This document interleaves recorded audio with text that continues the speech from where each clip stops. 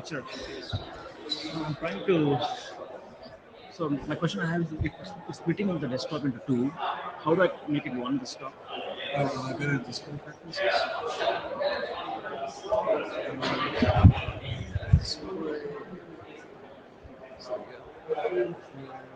Arrangements and mirror. Did you already get JavaScript?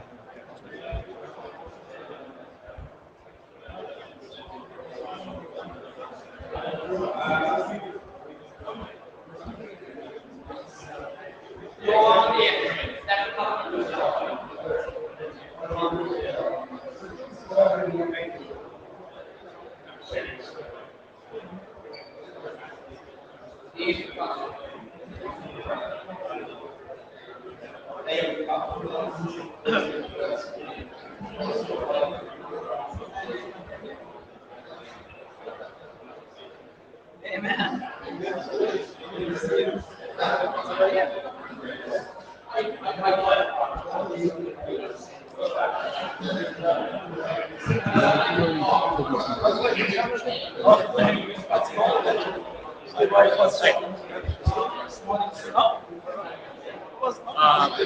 That's mostly just relay. Yeah. Remind me though, because there was no copy. Yeah.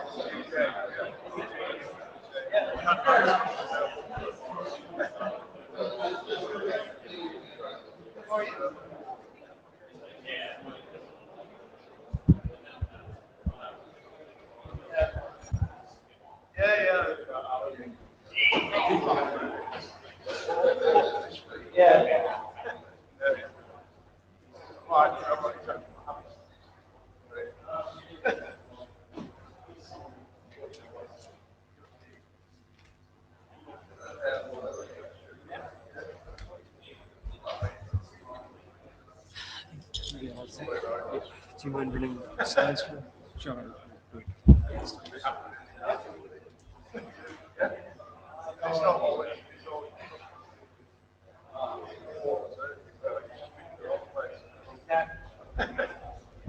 All right, folks, settle in, fasten your seatbelts. Let's get started here.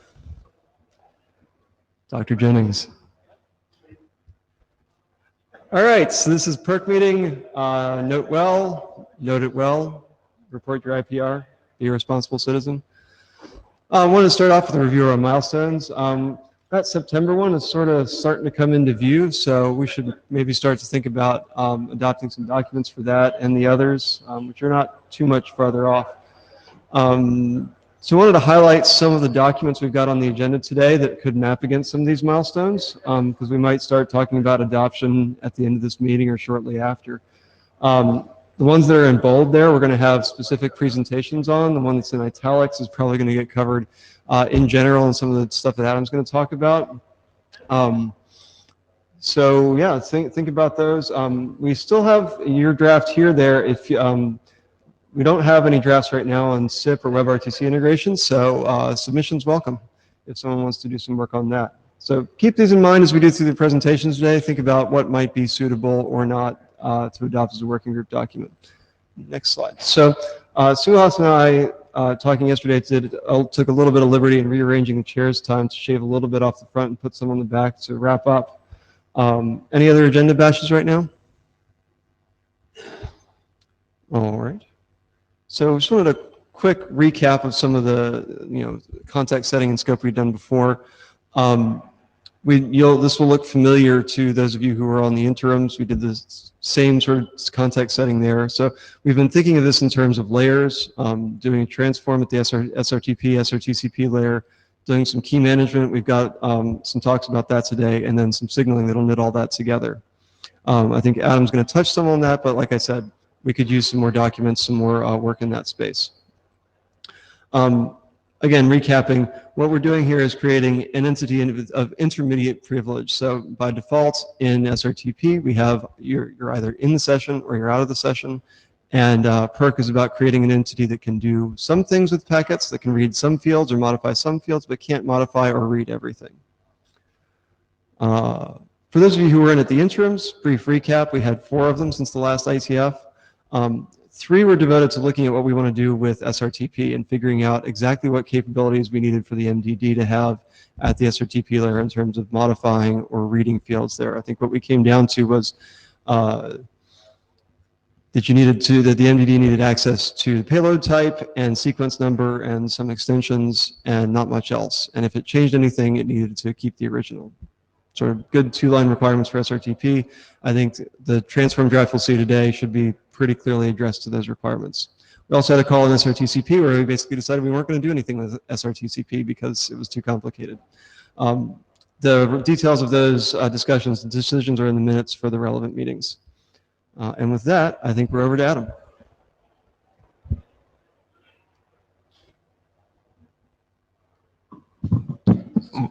One question, sorry, Magnus Westlund. Yeah. I think one fundamental discussion that happens in the interims and also before that has been around SSRC's immutability or not. I'm not certain that the consensus, if it's immutable or not, is clear. And okay, I think we might. I'll want to take a review of the minutes on that. I thought we came away pretty clear on that, but let's take this offline and review in the minutes and have some discussion on the list. All right, thanks.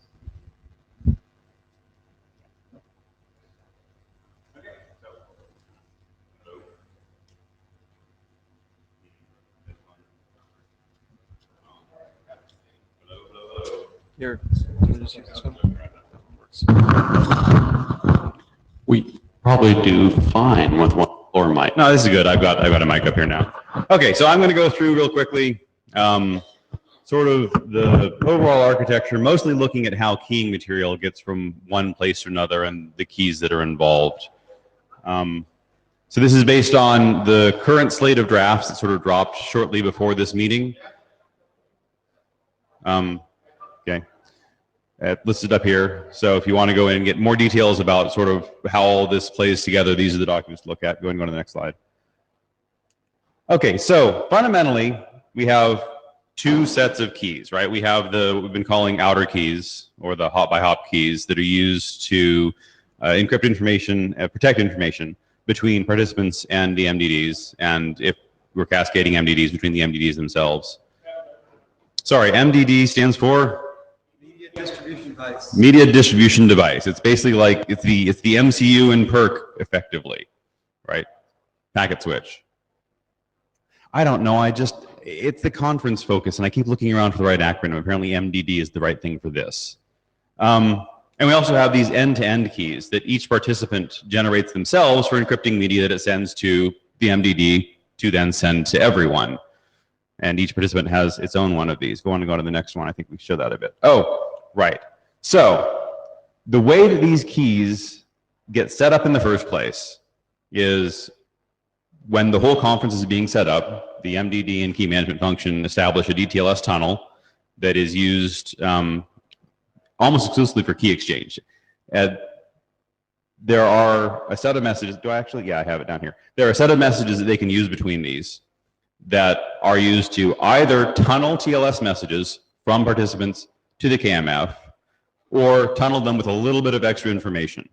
And the extra information is the MDD can tell the KMF which cipher suites it supports, because it has to, the keys that are negotiated over these DTLS connections that the participants establish with the KMF need to be in a cipher suite that the MDD can deal with.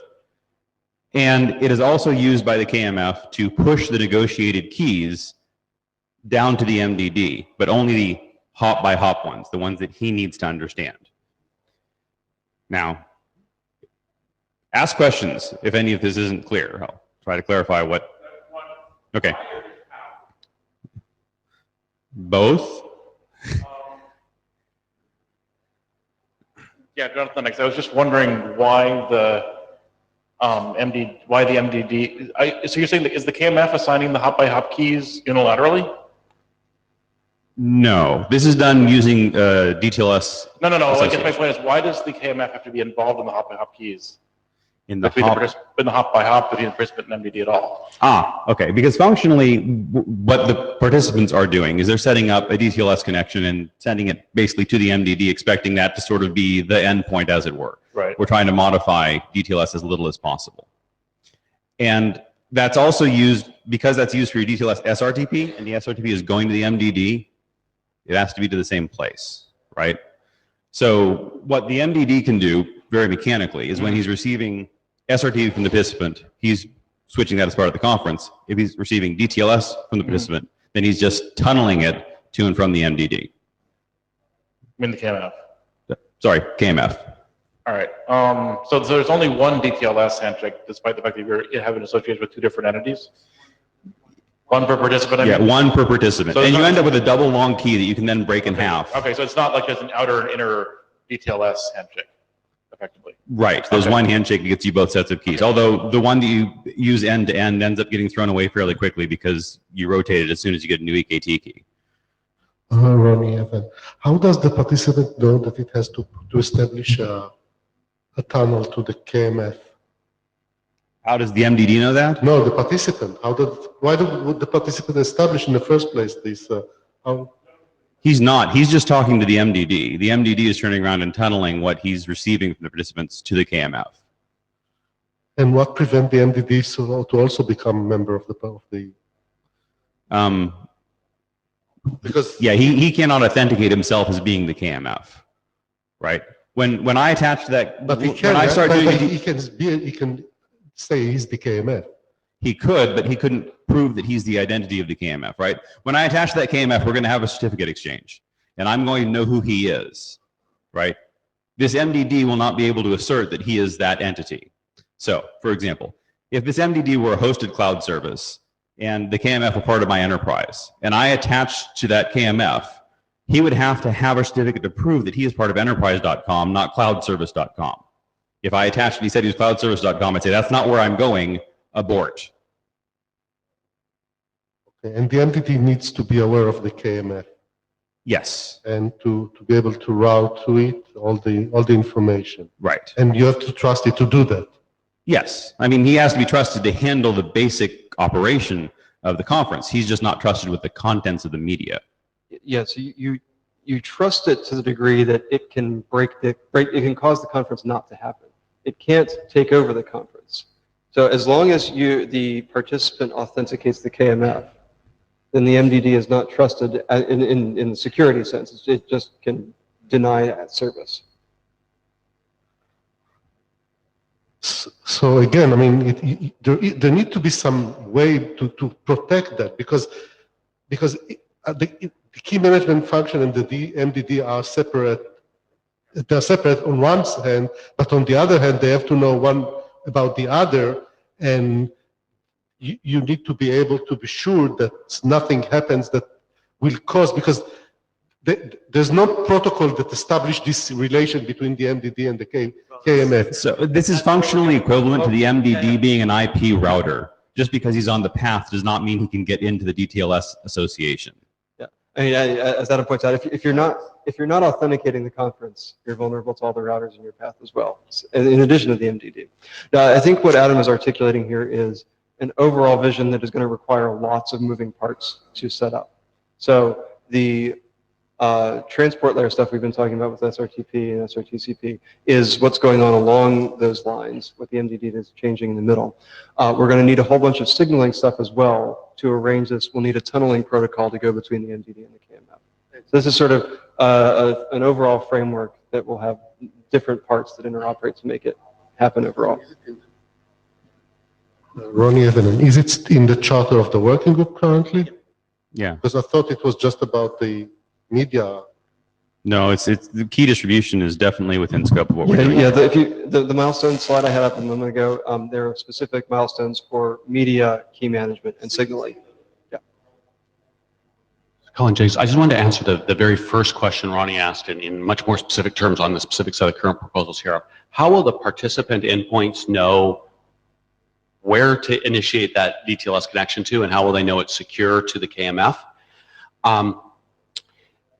That is exactly the same as if it was a non-PERC conference and had nothing to do with it. The endpoints don't even need to know that it's really that for that. They're forming a DTLS connection to the IP address that they found in the SDP ICE blah, blah, blah mess.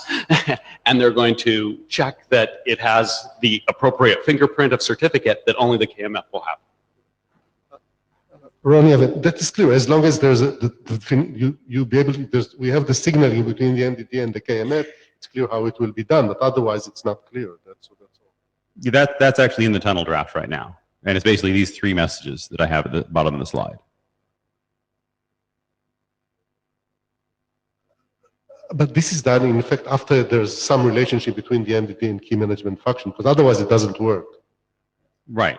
So that's why there's some signaling between the MDD and the KMF. Yeah, you're stating that as if it's a problem, which confuses me. This is true, but you're stating as if it's a problem, and I'm not saying it's the problem. Saying it's not. You said it's the connection from the participant to the key management function happens this way, but it won't happen if there's no way to establish this path. Right. Yes, it is critical that this tunnel is set up.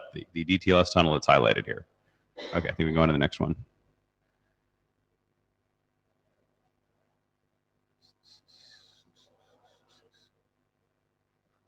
Okay.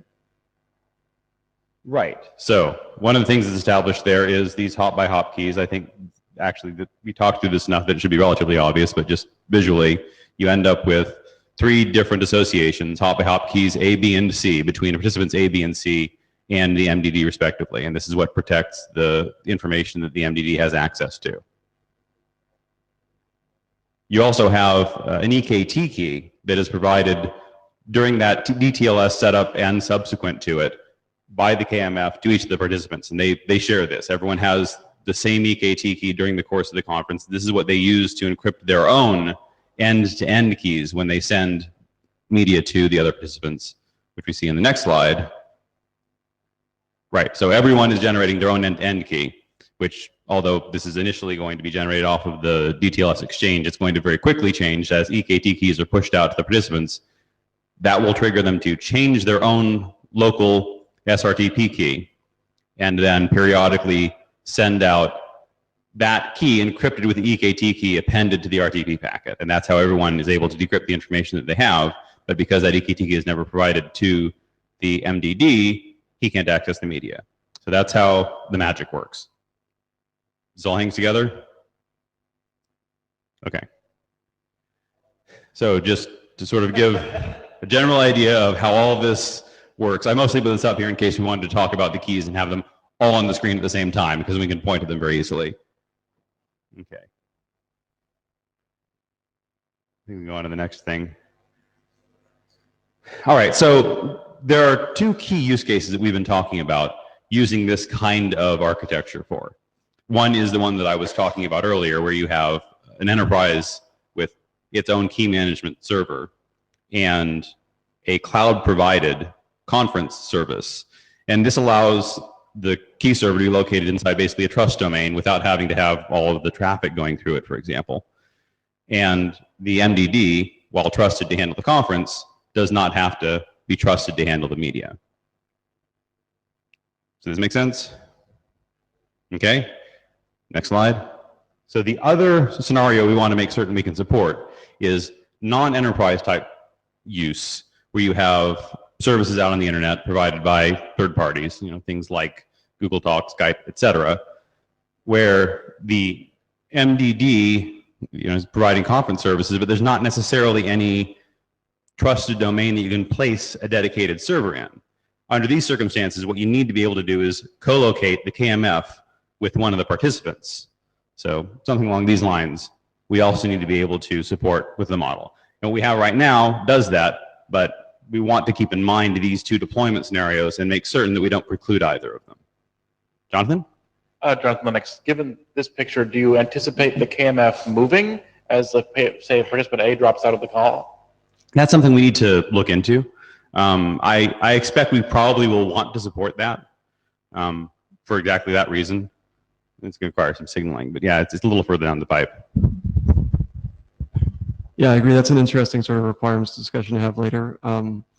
As to, just without the KMF moving at all, you have sort of a creator of the conference leaves the conference, and the conference shuts down sort of user experience. And if we don't find that an acceptable constraint, we'll have to design some extra machinery to make it, to hop the KMF around. Patrick Linsky from Cisco. I expect that from at least for Cisco's use cases, we would rather not present that to customers. Our users tend to prefer to have a deterministic kind of owner of a call. So kind of migrating that is kind of an anti-feature. So that's not to say we couldn't standardize how to do it, but I expect that. I don't know whether it's going to be true for other customers, but I think end users would be surprised by that sort of. End users who actually cared about this stuff would be surprised by that sort of mobility. So it might be kind of a level too much complexity for some customers. So to be clear, what I have in mind when I talk about these is this is the sort of thing that the service itself would decide. The service would choose one of these two architectures and implement it. Yeah. So for a enterprise focused cloud service, it wouldn't even support a co-located KMF. But could be, yeah. For things that don't have any enterprise customers, they would only support this model, and ostensibly you could have something that's sort of selected based on what type of account or settings you had. Understood. Even if we were to decide we wanted to go with this route, I still think from a complexity standpoint, we would probably not want to introduce that to our users. So by users, you mean the people who are like sitting in front of a screen, like projecting their meetings to other people in the world? Yeah. And it wouldn't be? Yeah, cool. Okay. Ron, even I think what he was trying to say is that you won't see you'll need to implement this in an endpoint, and it doesn't see people implementing this in an endpoint, this functionality. So that's the issue, because the moment, my past experience with doing multi-pod conferencing is that every time you try to put some conference level things in the endpoint, it doesn't happen. So for dedicated endpoints, this may or may not be an important thing.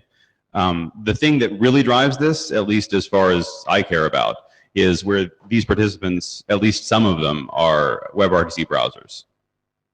And my anticipation is that when we get around to writing the WebRTC document, we'll talk about specifically how to co-host a KMF with an endpoint.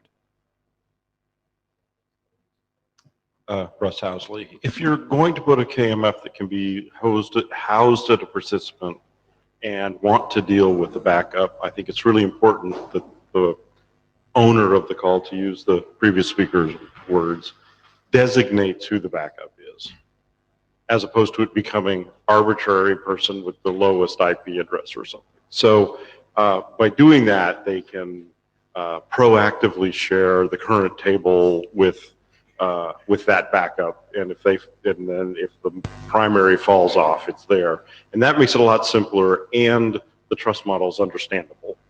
Yeah, I like that. That's good. So we'll sign you over the document if we get to second. Yes, all right, and so actually this is where the wireless would come in handy. Let me go ahead and.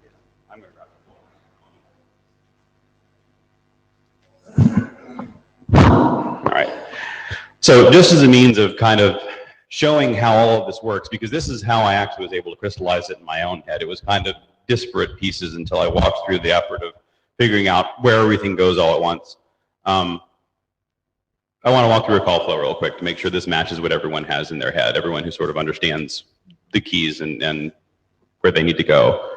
So when things start up at the beginning of a conference, and obviously we don't have the call level signaling in here, so going to have to make some assumptions about that. You're going to have a DTLS association set up between the KMF and the MDD. Now, I show it here happening in one direction. I think that's probably going to depend exactly on the signaling relationship we have. But basically, message 1 through 4, just normal TLS setup.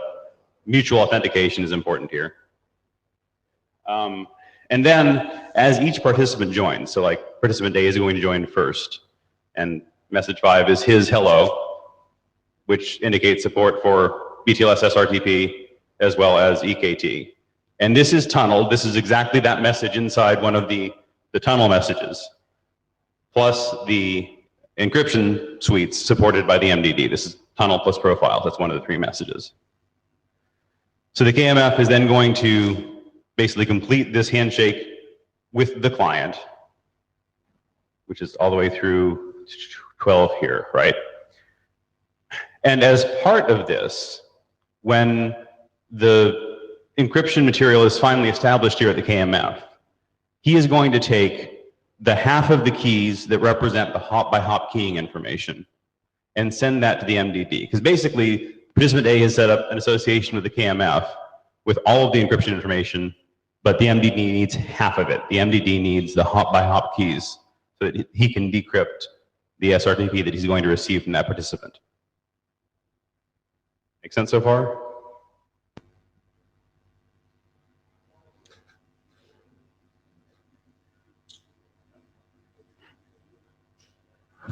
Ronnie Evan. So that in this case, you mean that the first part is done per conference or per call or per user joining? Which part? You're talking about messages 1 through 4? The first 4 points. 1 through 4 happens once per conference. Per conference. Right. So, It's now technically it could be multiple times per conference. I mean, if there's a reason for the KMF and MDD to have multiple tunnels set up, there's nothing that precludes that. But just nominally, what works here is 1 per conference. Yeah, you can envision also, extending the tunnel protocol to indicate which conference, and thus support many conferences on a single tunnel. The important part is there is a mapping that both the MDD and the KMF understand.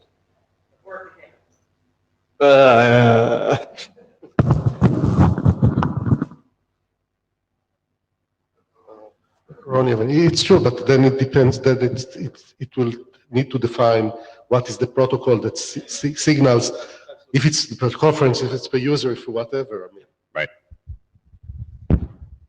Okay, so after we have this set up, and after the participant has the keys he's going to use towards the MDD and the keys he's going to use towards the other participants, we're good to go. And immediately after this association is set up, the KMF is going to, if he hasn't already generated one for this conference, generate a new EKT key and send it down to the participant using the tunnel in the EKT CAC. So now he has all 3 keys that he needs. The EKT key for sending his end-to-end key to other participants, and he has the hop-by-hop key that he needs to communicate with the MDD. Okay, next slide, last slide. All right, so basically, as other participants join, you have the same exact flow happen. They get the EKT key, and you end up with SRTP being exchanged between the different ends.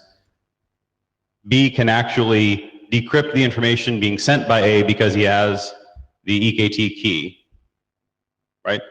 Make sense so far? Just normal EKT basically. All right, and then the final slide just shows that when someone new joins, in this case participant C, you end up with new EKT keys sent to everyone. And when they receive that, they change their own local key that they're using to send end-to-end media and switch over to the new EKT key.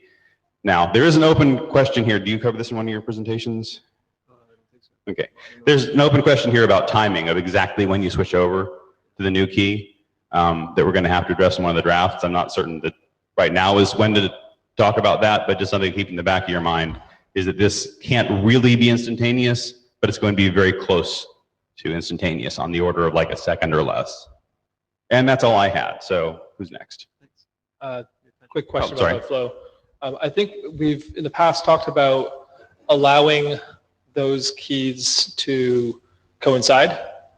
And I was wondering where that stands. You just talked a bunch about necessarily having new keys. About allowing which keys to coincide? The EKT keys when a new user joins. With the EKT keys that the new user obtains upon join. Right. So we'd probably hold on to them for we would probably use them for a certain period of time, a certain small period of time. Hold on to them for a certain slightly larger period of time in case we receive packets encrypted with them. Yeah, no, I'm asking about a different thing, which is in the past we've talked about allowing reuse of the existing keys, such that those keys, the keys that that new user would get, would coincide with the keys that the conference is already using. You mean the end-to-end key for A would be the same as the end-to-end key for B? Yes. Oh. Yeah, I don't think we've been pursuing that very much recently. Yeah. Okay, cool. I can take it offline. I think that each endpoint generates their own end-to-end key, so you can't have two endpoints having same SRTT keys. So, Magnus, I think I agree with the discussion. It's not coincide. It's not the right term. I think continuing using the same AKT key across joins. That's I think we were discussing. Is that what you meant? What I heard Patrick talking about was that we would have like A and B using the same end-to-end key to send media. And No, not for AKT yeah. key. Okay, maybe we have an follow up. EKT discussion a little bit later, yeah, or we can follow up on the mailing list. Okay. Yeah. Quick. Hello, I'm Miguel París of Curento, and I have two questions from the point of view of the MDDs, like media servers. So I suppose that it only makes sense when the MDDs forwards packets, but if you want to record or transcoding and so on, these models makes no sense. That's right. That's by design. And another question is if these models can be used to improve the performance of MDDs to share a common key. For example, you have a room, okay, based on multiple one-to-many. So you can share a common key for the broadcasting to the clients, to the participants in a room. Could this model be used in this case? So you're talking about having a sort of an automated participant, a robot, so to say? The idea is that the media server only encrypts once. The idea is Well, that I think part of the overall objective here is the MDD no longer has to decrypt the media. It shouldn't have to, or shouldn't be able to. Shouldn't be able to, yeah. And so you're removing all the crypto burden from it altogether. but with this model, you have to decrypt the media to change the headers, because you have an encrypt path that is He's between right. host to pod. Yeah. You're decrypting the hop by hop key, so Yes, that's that true. still happens. So the idea is that in the case that the media server have to encrypt the one media and broadcast this media to multiple participants, only use a common key to encrypt once, not once per every leg. Yeah, I think we might have to take this offline. Adam, maybe you can follow up with Miguel afterward. Yeah, sure. And I think we're gonna have to cut the line after Miguel and move on to the next topic. Okay. Feel free to send me an email and I'll try to clarify some of the questions that you have. Thanks. So, Magnus Westland, I wanted to comment on one thing in this question. Recording is still possible of the encrypted payloads. Sure. Yeah. Right, and if you wanted to add a recorder as an explicit participant, that would also be possible. Ronnie Evan, I think the question here was the usage of EKT, not in the context of PERC, but in the context of general video conferencing, multi-point conferencing, which is not in PERC. All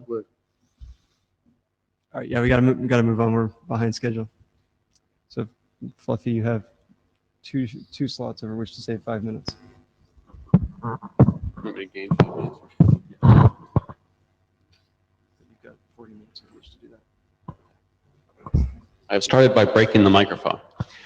So I'm going to be talking about double, which is a way of using SRTP to have these hop-by-hop keys and the end-to-end keys. So that's one draft.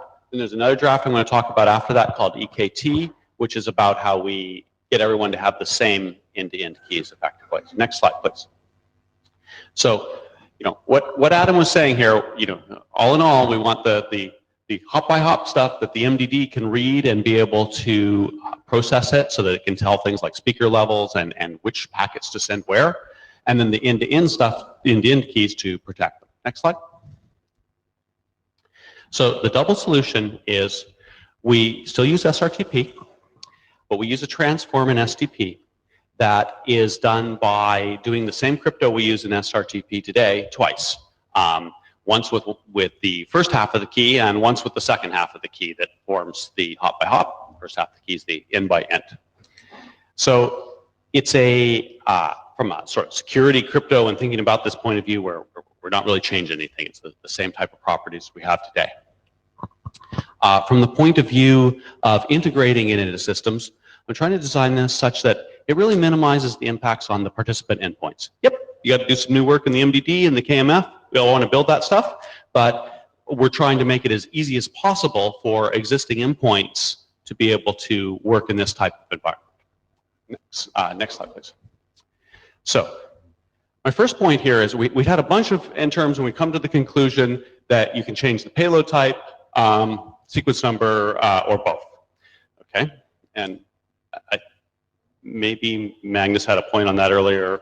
Wasn't quite sure, but this supports both of whether I believe we had consensus on this in our previous meetings, but even if we didn't, this solution supports changing sequence numbers. So it does this by defining new. Okay, so just a minute here. When the MDD changes those things, the end-to-end encryption is going to fail, or the confidentiality check is going to fail if something in the middle changed them. So we need to deliver what the changes were and what the original values were so that they can be changed back by the receiving endpoint before this authentication check is done. So we define three new headers for doing that are RTP header extensions, one that will carry the original header values of the payload type, one the original values of the RTP sequence, one the original value of both. So it's a pretty simple thing to do. Next slide, please.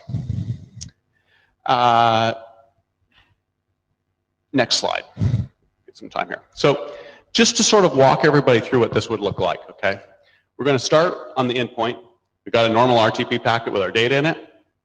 The first part of the transform is encrypting it with the end-to-end key.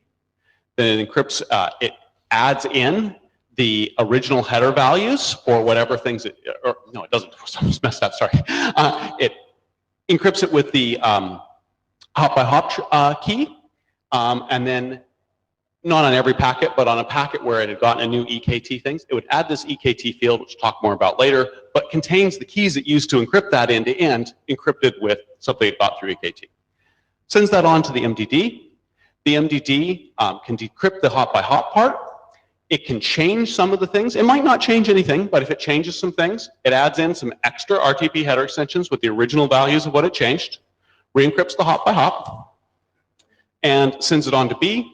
B basically reverses that, takes out the original values and puts them back in to check that nothing was tampered from the original end-to-end packet. So that's pretty much the flow. It's not on a lot of new code to implement because you're just recalling stuff we already have, at least for the endpoints. And it's a pretty simple specification. So next slide. Let me stop here before I go on. Does that basic mechanism make sense to people?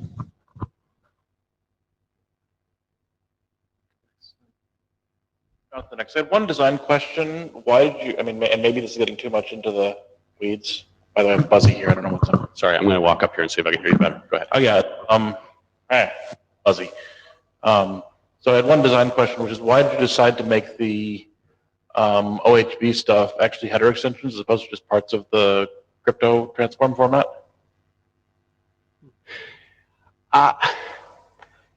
you know, we could consider putting those different locations. I think that as always gets to where do you put the bits? Yeah, I mean, when you come to where it. and how do you Yeah. format? Because the RTP header extension is actually a fairly high overhead if you didn't previously have any. So So, I mean, we could certainly consider changing that. We have to put them somewhere. yeah, so that'd be Right. somewhere. Yeah. Okay. And in the idea of, well, RTP already had a clear way of inserting new extension data that you wanted to add to it. It just seemed like no reason not to use it. It seemed like the logical thing, and we have to deal with them anyway for other reasons of people moving them around. 10 minutes almost. Yes. Russ Housley. Encryption here. What I don't understand is what parts are integrity protected. Can you talk to that? Yes. That's a harder question. So, no, it's thank you. Integrity protection is here computed over the headers and the payload, just like normal SRTP. When we do that a second time, exactly the same thing, encrypted over, protected over both. When we get to the MDD,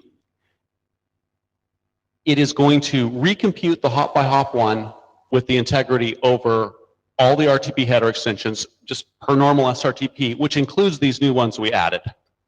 Okay, so when we go to decrypt here, at this point, we'll be checking integrity across this whole packet, including the OHB. Then we do it again. Then we undo any values we did here and undo it there again. Clear? Okay.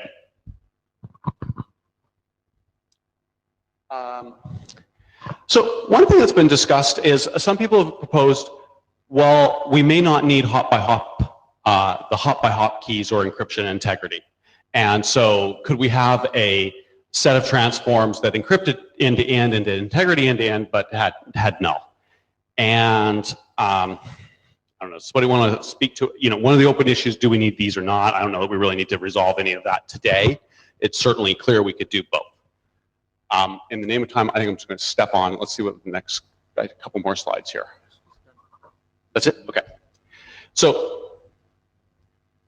that's all I've got on double. Yep. If you're going to do null encryption, that I can understand why people might make that argument. But I don't think you want null integrity, which that says. Yeah. I think, Magnus, do you want to speak to this one at all? I mean, this was, I think Magnus had raised the case not where there would be no integrity for these packets, but they would be provided by something completely separate, like you're running this over IPsec hop by hop in the 3G case or something. Or So, no, okay, but well, what we were talking about was actually using like plain DTLS as a hop by hop mechanism, for example, to protect also the RTP headers. That was kind of the point of proposing. So you actually get the confidentiality and integrity by out a layer which protects the whole packet and not reveals the RTP header. Yeah, I mean, I don't know. I don't think we need these nulls to be defined initially. We can define them later. Awesome. I'd argue for that. I put this slide up here for Magnus, not for me. Okay, so that makes that simple. EKT. So the EKT draft's been around for a long time. I'm not really one of the authors of it, but it was, yes. 10 years? 10 years. And it has had 10 years of edits made it to it. And they don't all necessarily hold together or make much sense when you read the thing from start to finish. So what I did is I chopped it way down to try and make a short version that just got to the core parts of it that were relevant to PERC. Now, EKT it can work in a MyKey case, an SDES case, a DTLS case. The only one we care about here is the DTLS RTP. So I cut out all this stuff. And I think we moved it from about 40 pages to 15 pages, and hopefully made it more comprehensible so we can figure out what to do with it. So look, next slide here. So In the previous thing with double, I was talking about, what we were going to do with these keys, but now we need to figure out how we get these common keys. So the initial flow that Adam talked about earlier is initially A forms this DTLS connection up to the KMF and negotiates the keys, negotiates the crypto algorithm it's going to use, be double in this case, and negotiates that it supports this extension called EKT. Next slide. Then the KMF sends inside the encrypted DTLS channel an EKT key message, or an EKT key, which is just this shared key that everyone in this conference is going to get this same shared key and use it.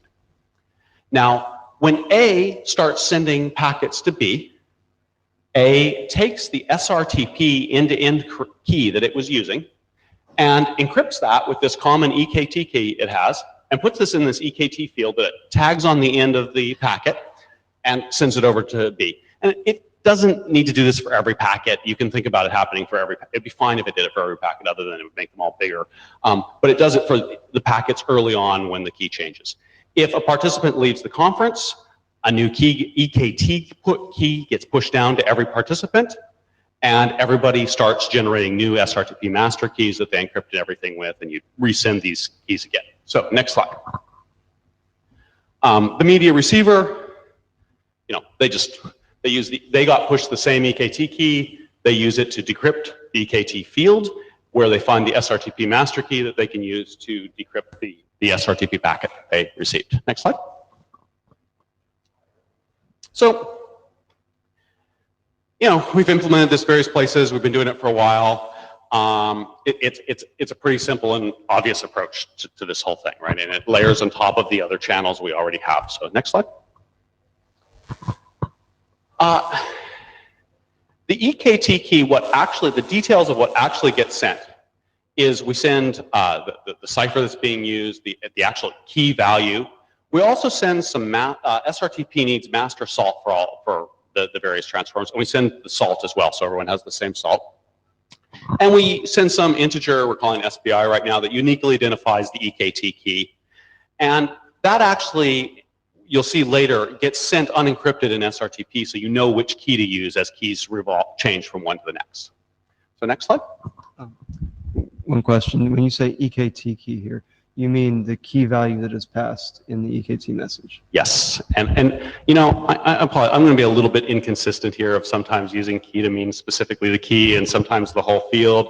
We really have some naming problems in this draft, and I'd like to fix that too. So the EKT field that we attach to the end of the SRTP packet to deliver to the other side, it contains an encrypted version of the SSRC. We need that to stop some cut and paste attacks.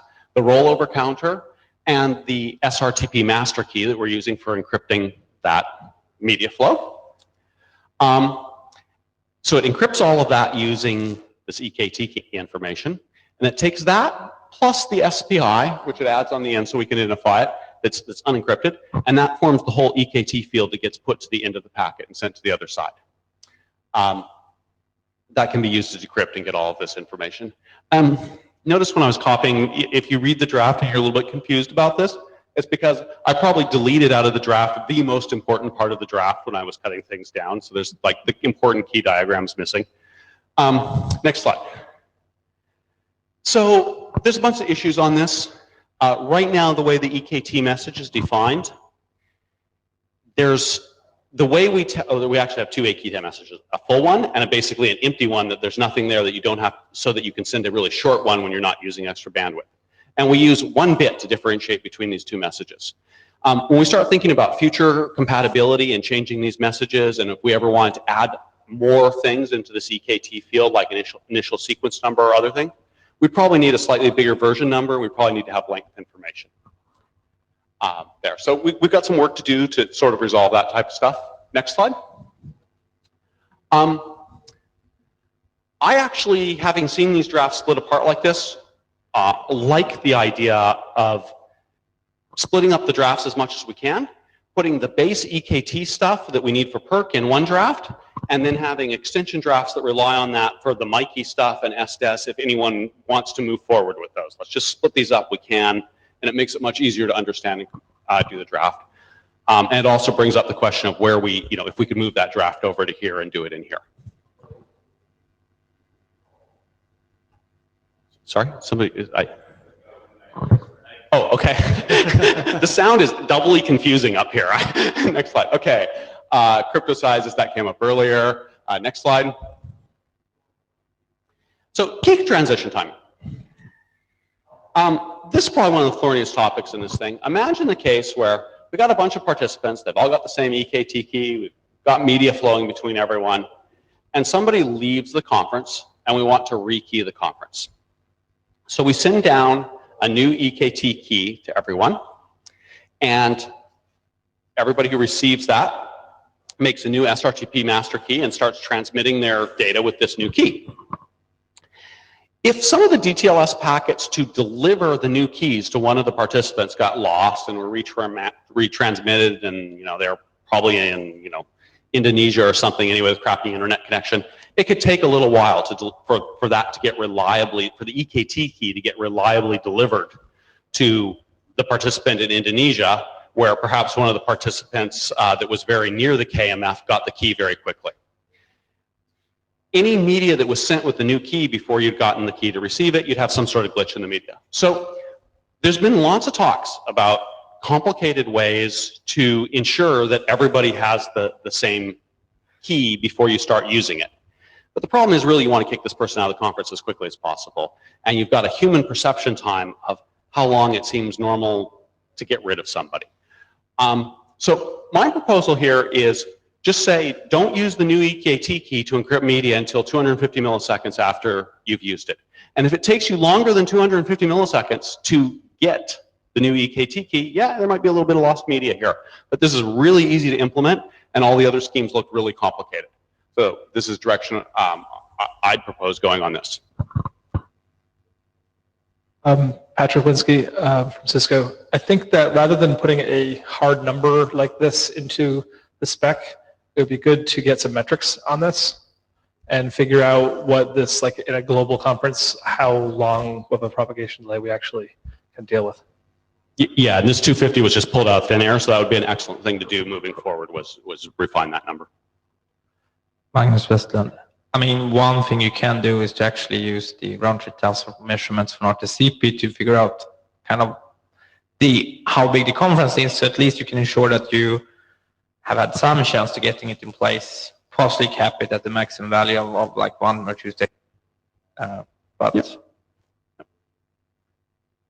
And so, Adam Roach. So one of the things when I was thinking through this earlier today was, if we put this in the spec and it's implemented in clients and it's kind of out there in the field and immutable, if we go down the path that I know we've discussed in the past, we basically have a synchronized point in the future that everyone switches that is communicated by the server, and that means it is an administrative task to change the way that any given conference acts. And I think that probably is going to be a lot more flexible, allow us to deal with a lot more things that we can't anticipate in the future. So how about then to solve that, we just, do you think it would be a good idea then to, when we deliver the EKTK from the KMF to the participants, that we pass, in that same record, we include this number so that you can just configure it in the KMF and it can push it to every client? Basically, yeah, something along those lines. That seems like a really good idea. Hello, Miguel Paris of Curento. I think that the problem is more complicated. Imagine that an endpoint A encrypt the packet 1 with K8, and while the packet is in the network, the endpoint B receives the new key, and how the endpoint B knows that the packet 1 from A is encrypted with the old key. More complicated. Yeah, so this is the opposite thing where you end up with a key change while there are still media packets encrypted in flight in the network. And I think that we also need to have a timing delay for that. And I don't have a slide on that, but we do have that in the drafts of using the old, being willing to decrypt packets received with slightly old keys for a small amount of time, a time that's consistent with network delay, not as something that's like 5 minutes. Yeah, Magnus. Yeah, you clearly need to have some holdover time of the old keys.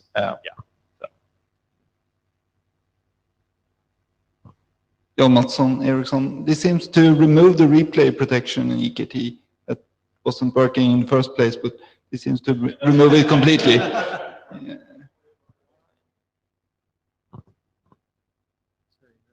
So this sort of flows to mind. Let's go to the next one. I got it. Names. We need much better names. We need to have like a phone call and just figure out names for all of this stuff. Next one. Okay, this, John, this one is sort of, I think, semi-related to this. Right now, the SPIs are just a unique, a 15-bit identifier. If they at least increase monotonically, I think it helps deal with the replay problems because you know which one's older and newer. So I don't have a concrete proposal on this yet, and it's not in the drafts, but I think that we're going to need to do something like this to make sure, to really simplify thinking about replay issues. Now, these are only, you get these over this DTLS channel where you have a real positive, you know, properly encrypted thing with the other people. So it's hard for an attacker, you know, an attacker that doesn't have the credentials of the KMF can't really replay one of these to you at the giving you a new EKT field. They certainly can do the thing of tearing the EKT field on an SRTP packet off an old packet and putting it on a new one. And that was, I think, one of the issues for putting the SSRC in there so they couldn't be mixed cross streams with replay. So I think that's my last slide, isn't it? No. Oh. Okay. There's been proposals floating around. This is an option we could talk about at some point. It's going to make Russ's head explode. Russ Housley, maybe that means of integrity was wrong. Maybe you need to cover something in the EKT field with the integrity check, and then the cut and paste attack that you were just describing is resolved.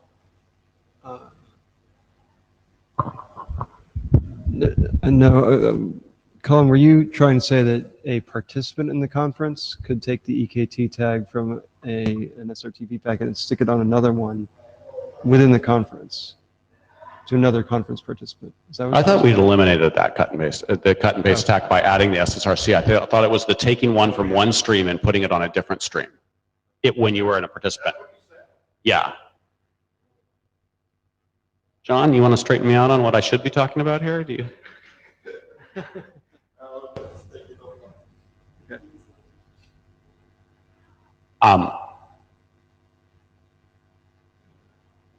Let's go look at whether we have a problem. If we do, I think Russ's point is exactly on point, right? We need to include whatever we need integrity on in the integrity check. I mean, like, so we'll, yeah. Let's go figure that out. I'll need to go reread the mailing list on this. I don't think we have a problem on this. Okay. In conferences, there are often things that are robots that might be able to play announcements into the conference, like a new person joined or a beep, but cannot actually hear any of the media of the conference. They have no need to actually be able to listen to the conference or the media of the conference. So one of the proposals was, well, could the KMF send out an EKT key that was used only by that type of write-only, you know, contribute-only devices, and mark that key such that it was contribute-only, and that you'd be receiving it over longer periods of time. So if we go down this path, it moves us to the state where we might have multiple active EKT keys at the same time for long time periods, not just when you're transitioning from one to the other. So it's certainly a design that's possible here, and we need to think about. Is it, Ronnie Evan, isn't it done by the MDD because he's controlling the signaling? He's establishing just a receive-only relation with this announcement server. That would certainly do it from a signaling level. You could say it was receive only. The question is he won't even get the information from the MDD, the media, so he can, even if you have the keys, they're useless.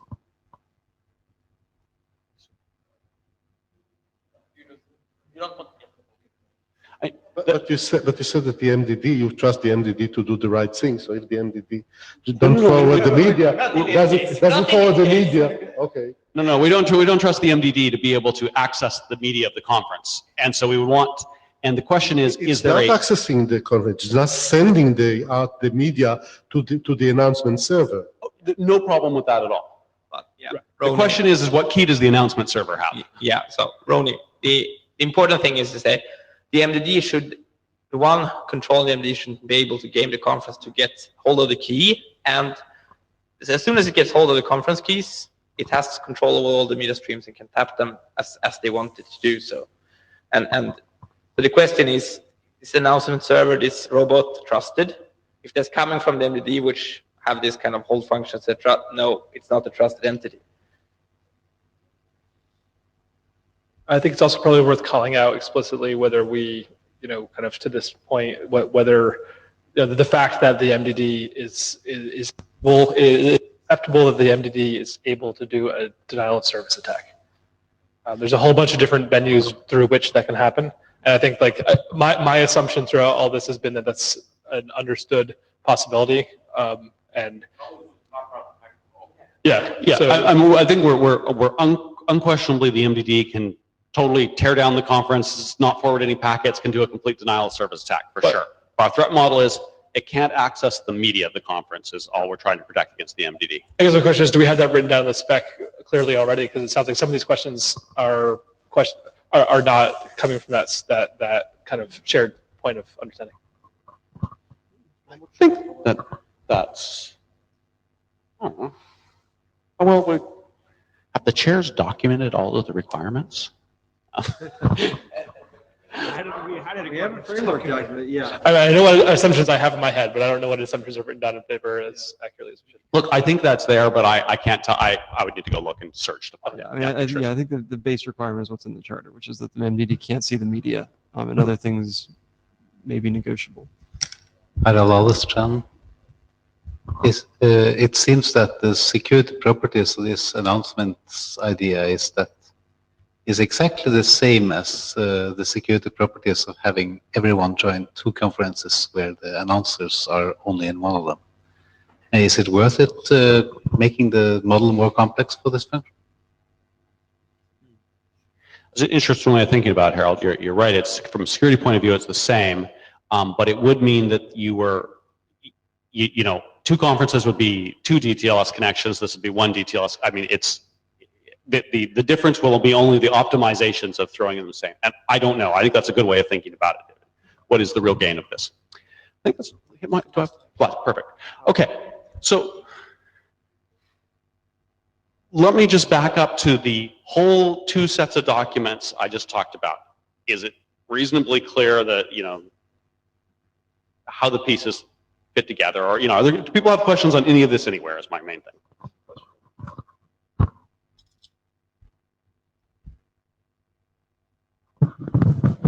So I have a question about whether EKT and attaching keys to SRTP messages is the way to go in this overall system. So, well, for example, when a participant joins, it does a DTLS handshake with the KMF. And then the KMF is supposed to hand it a key over using, the KMF then hands the participant a key. If we're using EKT for that hand out a key function, that means that the KMF has to send an SRTP packet. No, it's a TLS extension. Oh, okay. So EKT in that form is not an SRTP packet. Yeah, it's a new so DTLS message that passes the data. Yeah. Never mind. It's a DTLS. I'm forgetting the right word for this. Record, I think. Record. Thank you. Yeah. I think it's called EKT_key record. Yeah. And it needs review by someone who understands how to write those things. Richard. Okay, I'm done. Thank you. Paul?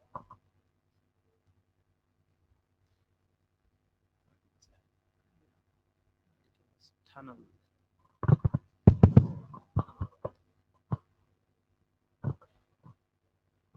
Okay, so I'll try to make this one a little relatively quick because I think there's still some other stuff you need to get through on the agenda. So this is the You're doing good work. That's good. Oh, we are? Okay, good. All right, so this is just going to talk about the DTLS tunnel. Maybe I can answer some of the questions that people have had about the tunnel. If you want to go to the next slide. So first and foremost, we tried to make sure that the with the whole solution using the tunnel, we're trying to not make any changes to DTLS or DTLS SRTP. So you'll see there's no, we don't have to go change any of those specs. We're using those as they are currently defined. The MDD and the KMF, they establish a DTLS association with each other, and that is called the tunnel. I have a picture of that we'll show later. Endpoints and the KMF, they establish the DTLS association with each other by way of that tunnel. So so that's the way that the MDD the MDD will forward. This is just the MDD will forward the packets to the KMF, and the KMF will send them back by way of the MDD. But the important point here is the MDD and the KMF, or the endpoint and the KMF rather, they establish the DTLS association. So there was a question earlier about security, right? So that those two have an association. The other thing, the reliability is left to DTLS. So DTLS, there's a timeout. If you send a message, you don't get a response, the assumption is you send it again, right? So, for example, the EKT message that gets sent, there's an EKT ACK, right? So I'm assuming if you don't get the EKT key ACK, you'll resend it. So the reliability mechanisms are left to EKT. Are left to DTLS. So we're not introducing any new protocol overhead for that. The KMF also gives the MDD the hop by hop key salt values. So we mentioned that earlier. So that's repeated. So if you want to go to the next slide. So this was real simple, right? So the first thing that we do, and I think it's probably clear now, but I know it wasn't clear before. The first step is the MDD and the KMF establish a DTLS association with each other, and that is called the tunnel, right? So that is a DTLS association there that persists, and there can be one or more DTLS associations, and you may want to do that for a variety of reasons, but we just, for simplicity, we just consider there's one. Next slide.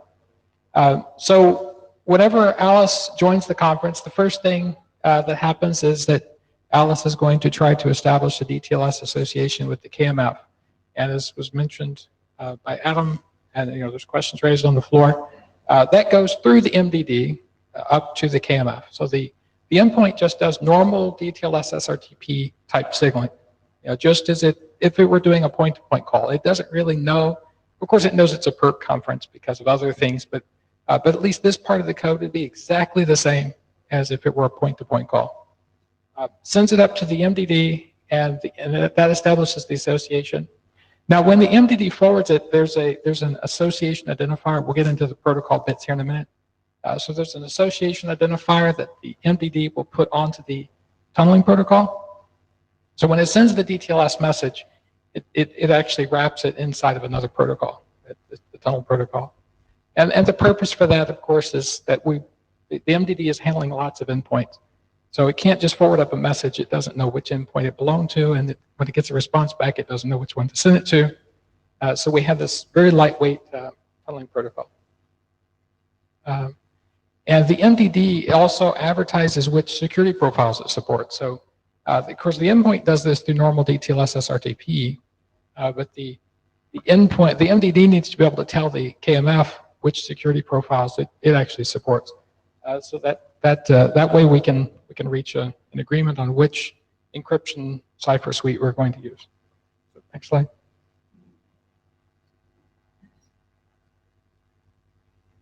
Okay, so the response coming back. So whenever the MDD sends a response back to the whenever the KMF sends a response back to Alice, it'll take it could be a message that initiates like the EKT key message. So whenever it sends a message, the DTLS message, it puts it inside the tunnel, it sends it down to the MDD, and it includes that association identifier that the MDD had allocated for Alice before.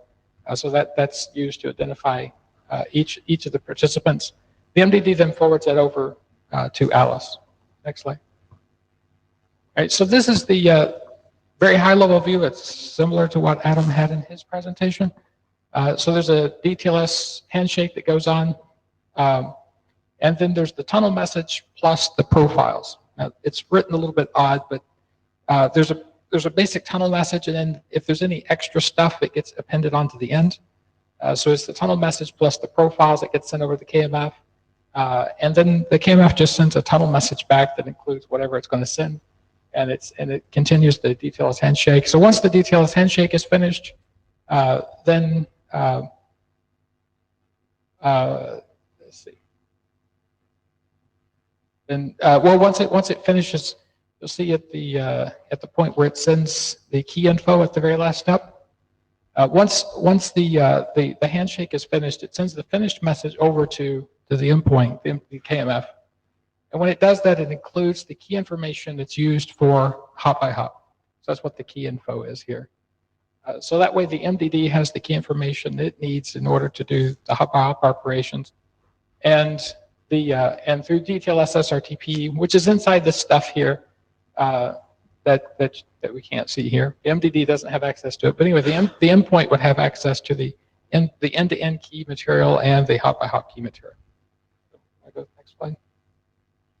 So this is just the tunnel message. And it could be optimized in a few ways, but this is just put here just to show what we're trying to do. But there's a version in case we want to try to reversion it. And it's taking 2 octets only because I was using TLS syntax and I converted it down to what it looks like in this form. So it's a little probably larger than we need. There's an association identifier, and that was intended to be about 16 octets, just so we could put like a UUID or something like that to identify the association. And then there's a message length, and then what the DTLS funnel data is.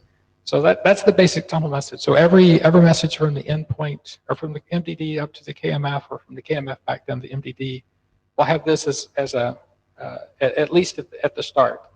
Next slide. And then all messages going from the MDD to the KMF will always have this supported profiles.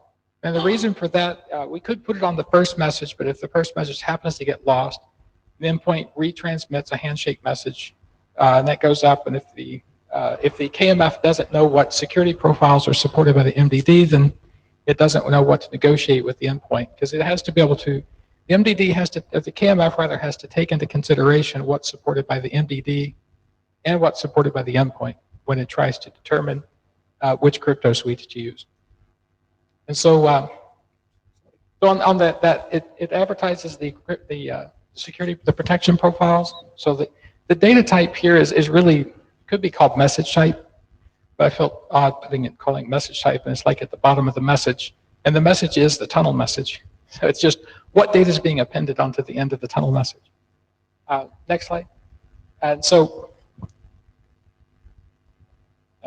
this is just the tunnel message, right? This is coming back from the MDD, or from the KMF to the MDD, containing the DTLS message that the KMF wants to convey over to the endpoint. And there's nothing special about it, just this exact same thing as we saw with the tunnel message. It has the association identifier, so the MDD knows which endpoint to direct the DTLS message to. And then the next one should be the last one. And so this is the more complex one. So once the entire process completes, the KMF needs to be able to provide the MDD with all of the key material that it generated through the DTLS SRTP exchange, because the DTLS SRTP exchange happens between the KMF and the MDD, or between the endpoint and the KMF. The acronym's all messed up. So because that exchange happens there, the MDD doesn't have access to it. So this is the way for the KMF to provide the MDD with that key information. So essentially, this block that you see at the bottom is exactly what gets produced out of the DTLS SRTP exchange. So we have the client write, server write, client read, and so the read write keys and the salt values. So those get all handed down to the MDD, so it has that information. And that's it. That's the way the tunnel protocol works. So it's a very lightweight protocol, just tunneling DTLS messages between the endpoint and the KMF. Questions? Okay, sure.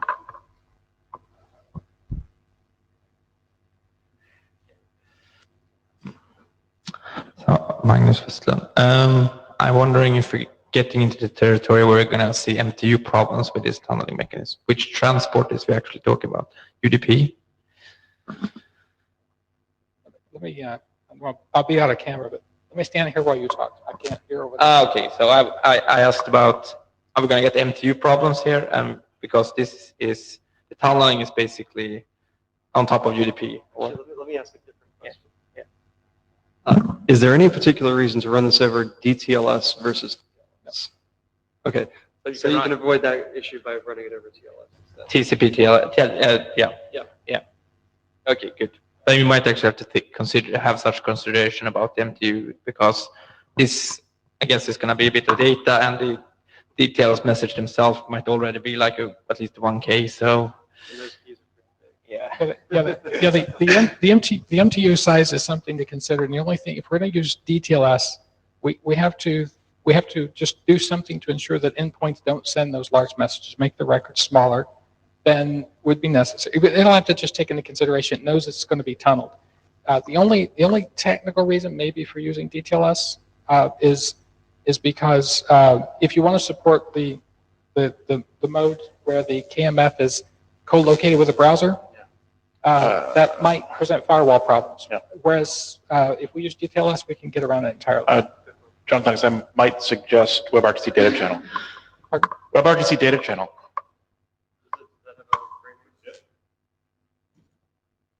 Why not?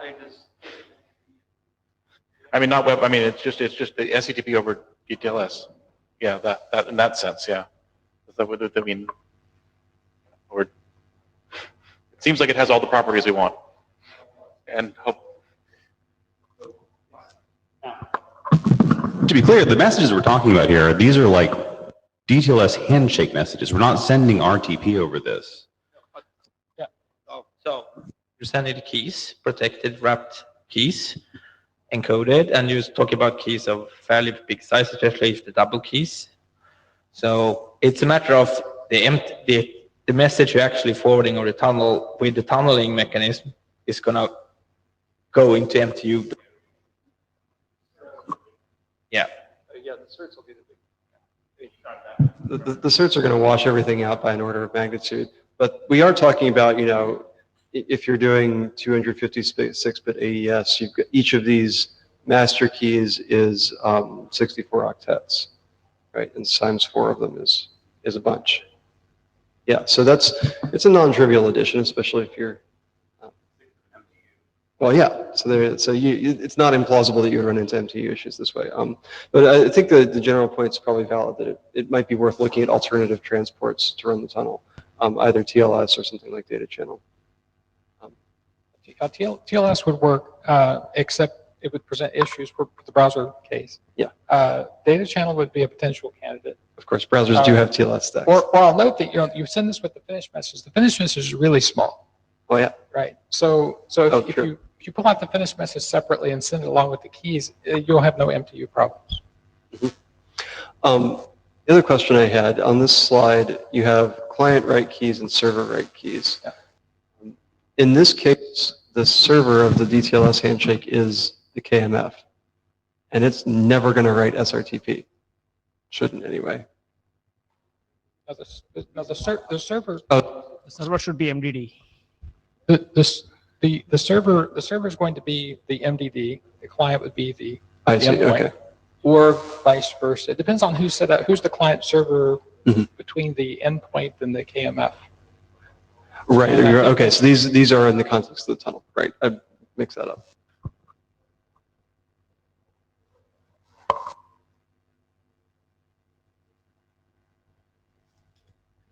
Any others?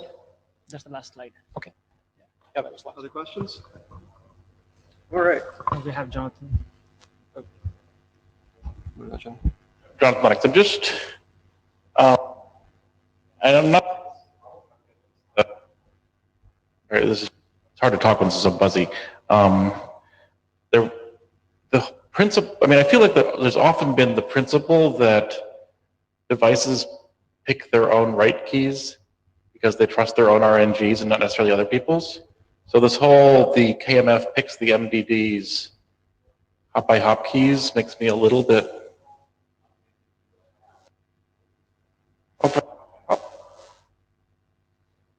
And this means that like. Can you say that again, Adam? Yeah, here, say it to the mic. What I said was it's not the MDD's trust to have. He's not in the trust domain for this.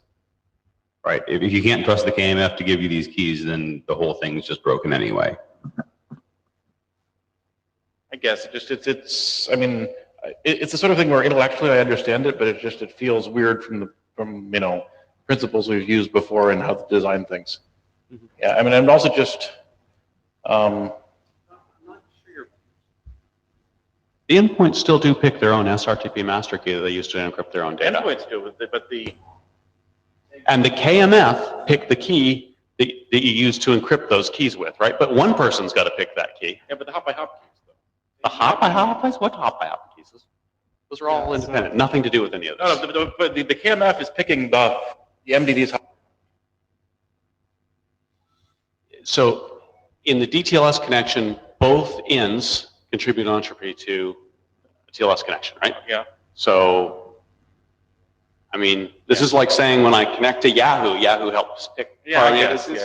I guess the only alternative would be to have actually separate DTLS handshake for hop by hop at end to end. And I understand why you don't want to do that because it's expensive. Mr. Peterson? John Peterson. Whoa, Jesus. Yeah, conceptually, I mean, I keep running up against similar things as I think about this, Jonathan, and it's because it's so hard for me to map this onto the three domains of applicability that I imagine the signaling is going to transpire over, what it looks like in RTC web, what it would look like in this is great. And I mean, I think maybe I'd like hold it. Yeah, maybe I should just get the mic from up there. Test. Thank Secretary you. is where they're sending help. That's much better. Yeah, so I think what I was going to say about that was just that a lot of the confusion I think I've heard throughout the discussions of this has actually been along those lines. It's actually been along those, why do you trust the KMF, right? And your trust in the KMF, if you think it's yahoo.com, depends on the fact there is some signaling solution for this you're imagining that is behind this, that's, where you have reference integrity from some URI that, right, was originally inputted to the system that makes you know that you're supposed to trust that guy. And, I looked at the charter actually, and I saw there were these deliverables for actually like kind of defining the using protocols for this that were, I think they're actually before, at least in the list of, deliverables, not necessarily in the milestones, before the part where we define the SRTP extensions and so on for this.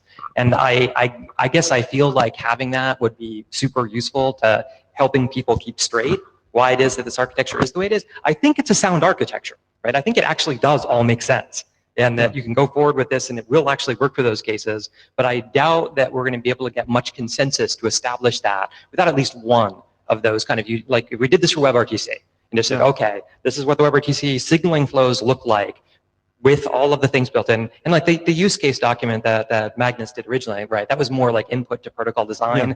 We need the other side of that. We need here's how the MDD, the KMF, and like all of the endpoints for this, like actually do signaling for at least one of these things, and the keying will work throughout the entire flow of that. I think we had that, this would be so much easier to explain to people.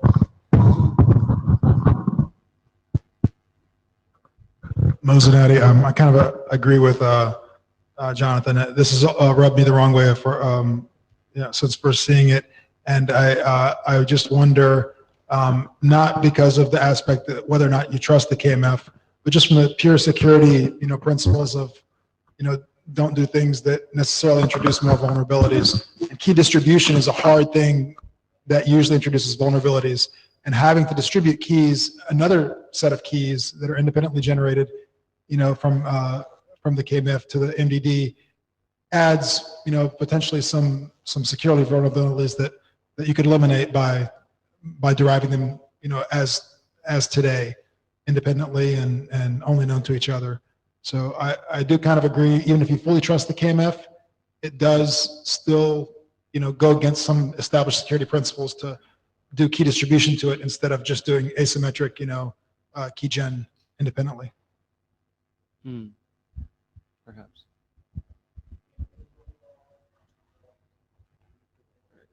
Hold on just one second. We're switching things over here.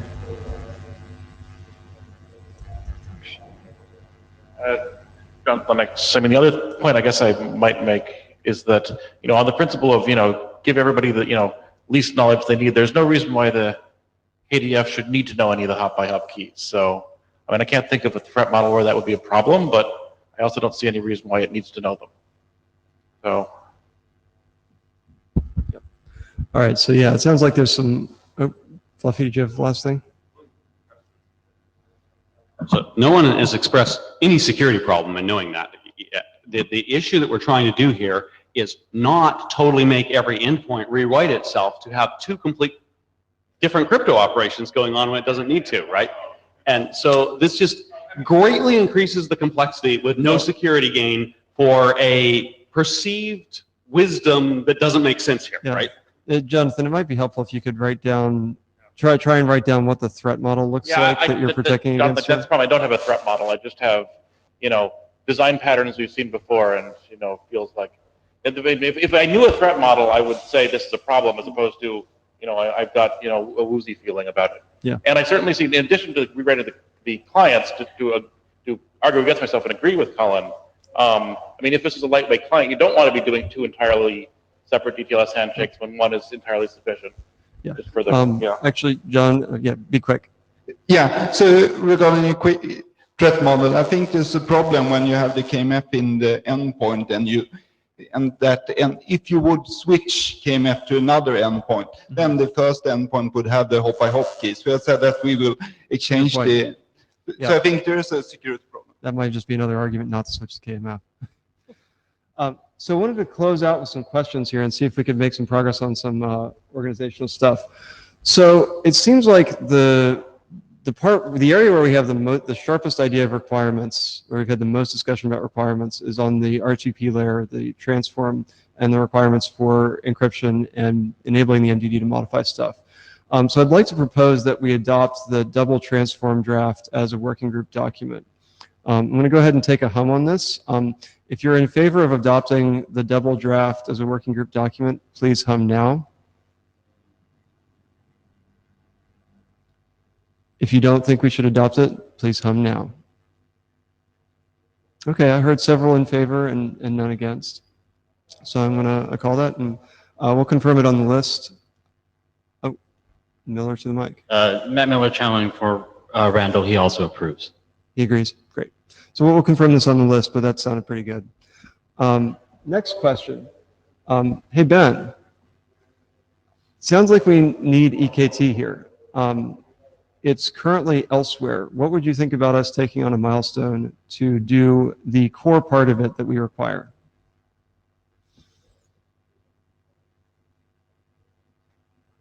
I should know this, but remind me where the elsewhere is. ABT core. Does ABT core agree? Yeah. I think it's reasonable. Magnus agrees. Great. Okay, so I'll assume the answer to that question.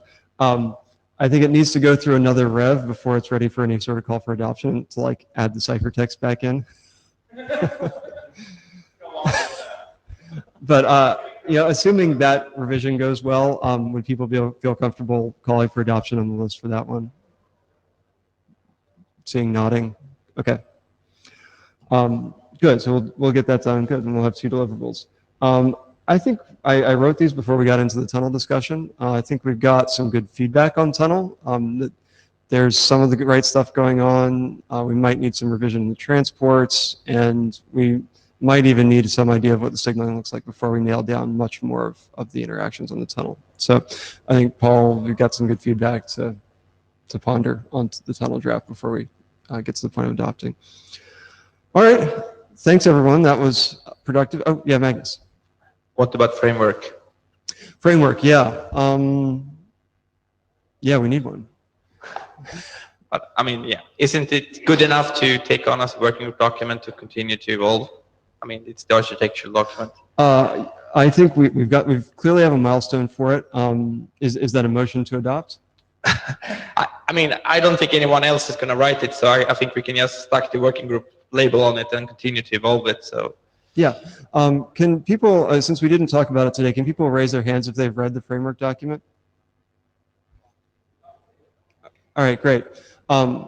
Given that, if you are comfortable adopting the framework document as it is now, could you hum now, please? Oh, I'm sorry.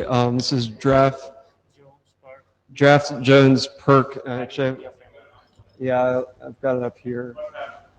Yep. So it's the one at the top there. Draft Jones PERC Private Media Framework. That is the framework draft as it is known. If you are in favor of adopting that as a working group document, please hum now. If you don't think we should adopt that, please hum now. Okay, so several in favor and none against. And just to note that Randall and Varm are also humming in approval. Great. So I think that'll help focus the discussions on the overall architecture, and we'll go ahead and get that submitted. Yes, question in the back. We're over time, but. Just a quick update on the Groves PERC clue document. Christian Groves, the author of that. I haven't been working on that to let the rest of the sort of work settle, and also they're being dependent on the clue work on the RTP mapping. So it's something that's still of interest, but just waiting for the other work to finish off. Yeah, great. Thanks. All right, now we are adjourned. Thank you.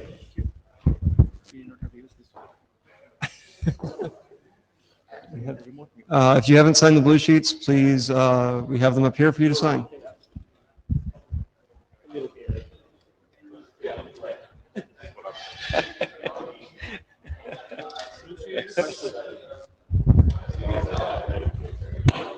Yeah, no,